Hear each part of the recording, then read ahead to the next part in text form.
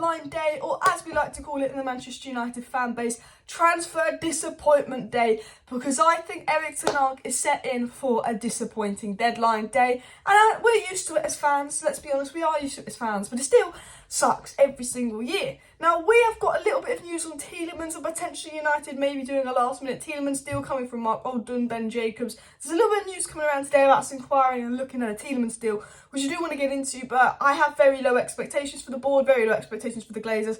Do I think they're going to pull something up on deadline day? No, I don't. But is Ten Hag angry? Yes. I'm going to get into what Ten Hag said. Ten Hag has literally come out and he is begging for signings. He's like, I want someone. We need to be better at getting signings. Ten Hag has done a bit of a rant about wanting some signings, which I'm going to dive into. And then I will dive into the Tielemans news.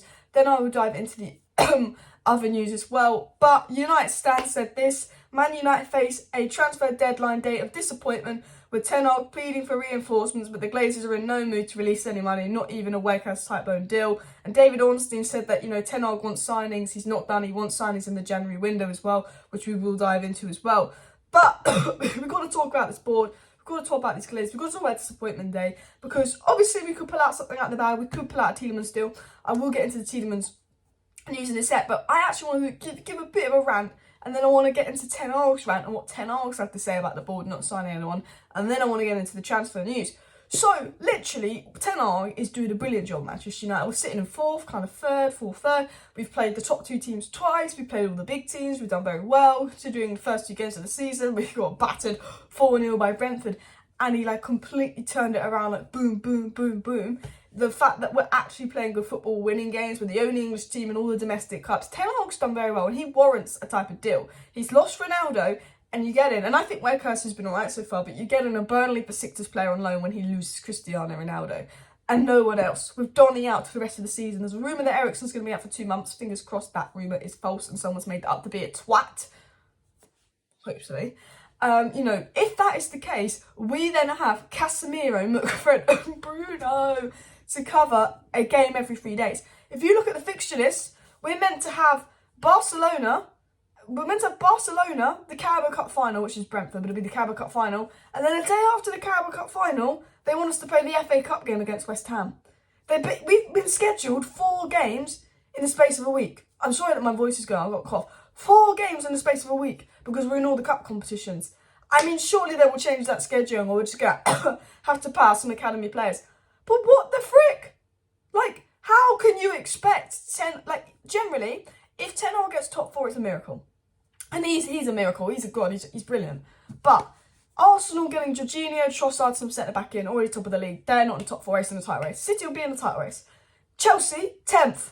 What have they done? Spent 200 million. Mudryk, João Felix. They might even get Enzo fucking Fernandez. They've already got Badiashile. Chelsea have signed everyone. Liverpool, out of all the cup competitions, well, they're still in Champions League. They got Gakpo from us. They could probably get top 4 because they kind of looked in the mud a few seasons ago, then got top 4 last minute. Newcastle, again, out of one of the cup competitions. They don't have European football. They've signed some players. I think they're even looking at James Maddison and at midfielder. They'll probably do something today because it's deadline day. We're in the top 4 race with Chelsea, Spurs, Newcastle and Liverpool. Spurs have signed 2 players. And we are comfortable-ish in that top 4 race. It was 7-8 points clear. But we've got half a season to go. A game every 3 days. 7-8 points clear. And everyone in that race has improved but us. Everyone in that race has brought an addition but us. Okay, and I know we're broke. I'm not saying I expect the Glazers to go and do a Chelsea and spend 100 odd million or something crazy like that. I know we're broke. But why aren't they even trying? Why aren't they even going, let's see if we do a Weghorst type deal in midfield? Why aren't they seeing a 20 million deal? Because you did save 25 million and letting Ronaldo go, and 5 of that's gone on Weghorst. So sure, we do have 20 million. We do have 20 million. Why don't we see if we can get a cheap midfield gem in? Why don't we even go to South America and see if we can get someone for 7 million? Like a cheap, young player. Why don't we go... Enzo Fernandez cost Benfica 15 million. Why don't we even try a cheap, young midfielder? Why haven't we properly gone for Gravenberch on loan and really pushed Bayern? Because I think if we'd have really gone to Gravenberch's agent and said we want you, he would have pushed Bayern for that move, but we didn't. Why are we being rumoured to Tielemans but not acted on it? Ten Hag wants players. It's not that Ten Hag doesn't want players, and the board will make out that Ten Hag's happy with his squad. If we don't sign anyone, watch the brief tomorrow. The board will make out that Erik Ten Hag is happy with his squad and happy with this and happy with that. But we know that's not the case because Ten Hag said this. Ten Hag said, you have to get better. And if there are opportunities to get better, you have to strike. That is my approach, and that is what I'm looking around, and that's what I'm doing the research. I have an idea of the profiles I want and the profiles we need to strengthen the squad. He was asked about summer signings, and he said he had an idea about summer signings, but in the coming day, if we have an opportunity to strengthen, I would go for a signing. He basically saying, I want January signings. He's saying, I think at this club, every day, that has to be the approach. Saying every day we should be looking at signings. At a club like Manchester United, we should be thinking about, let's do signings in the summer. He is saying every single day we should be doing some signings. Erik Ten Hag on January signings said last week, I think as Manchester United, you always have to look for solutions.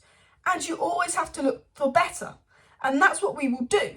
And then David Ornstein said, Erik Ten Hag is not done in the January transfer market. He will want more signings in January.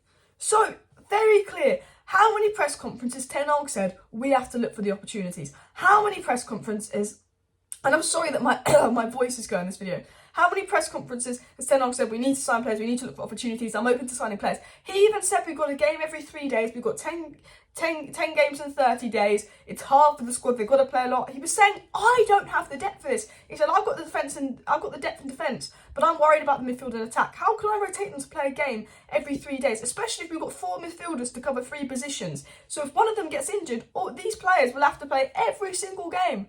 We're an injury away from McTominay playing as a cam. If Bruno gets injured, McTominay's a 10 because Eriksen's injured. Donny's injured. We've got Fred, Casemiro, Bruno, fine, but we can't play them 3 times a week, 30 times.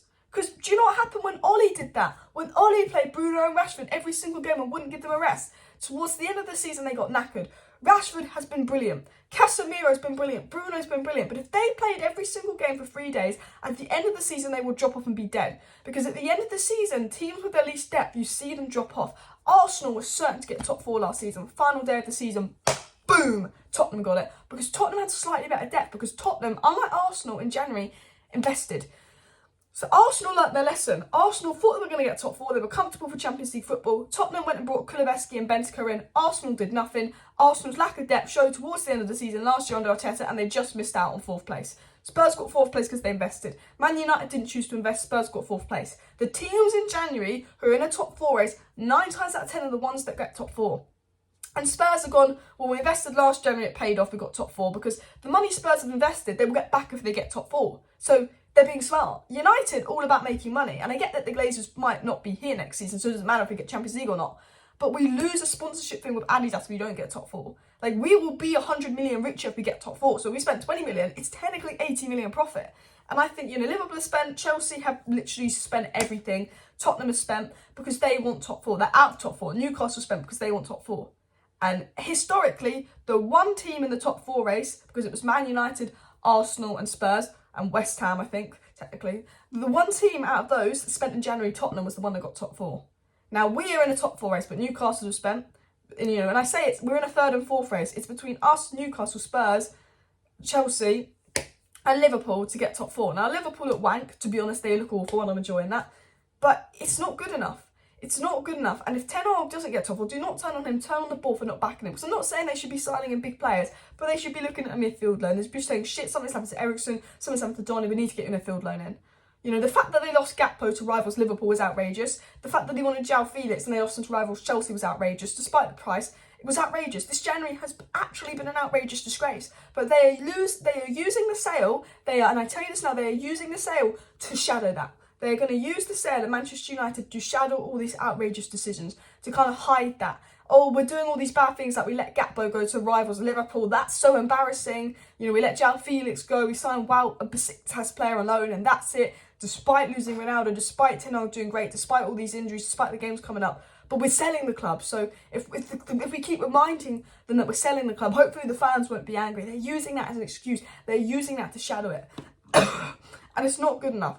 But what was said on Youri Tielemans, if we do something, it will be for Tielemans, but I don't think we're going to do anything. And I think Ten Hag is fuming. It was said, Youri Tielemans is a player with plenty of admirers, including Manchester United, and his contract expires in June. So interested clubs could get him for a knockdown fee before the deadline if it's clear that he will not sign a deal. Well, he's not going to sign a deal at Leicester. He's saying, basically, Youri Tielemans could go today for like a lower fee before the deadline, and United are obviously a club that would be interested in him, obviously, because he's a fantastic player. So there's a potential Youri Tielemans could go today on the cheap because Leicester don't want to lose him for free.